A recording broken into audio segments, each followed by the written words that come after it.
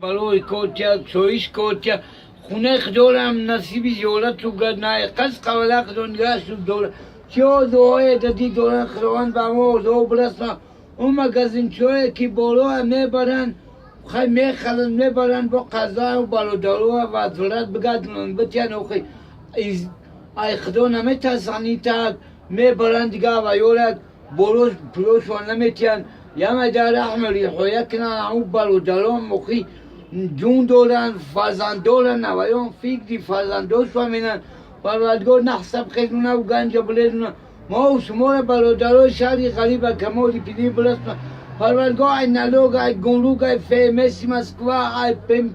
ای دی پینسوی مسکوا خدا نگاه تو دوره ای همو پریزیدنتی مسکوا هم خدا نگاه بون تو باشه بچه های اما چیو دوهای دی دوره با ما دو برسنا تو پروردگار زندار خونه دار نیویل دار کنه ای همه یو فتحالو دنیا نگاه تو دوره بالودارو جونی شیرین نه بیوهای مویزه دیارس خدا نگاه بون تو باشه پروردگار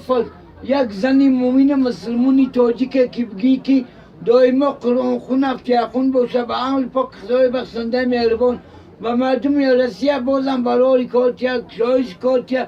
پروردگار صفی تاجیکا را در شهر غریب زیاد کنه در غم ای بدن صدور کنه چه دعای در دی دوران خداوند به ما دعا برسونیشو به عمل پاک خدای بخشنده مهربان هر میکشه که میزدگی تو به عمل خدا تاجیکای جون تویدای نصیب تو گه بسم الله الله اکبر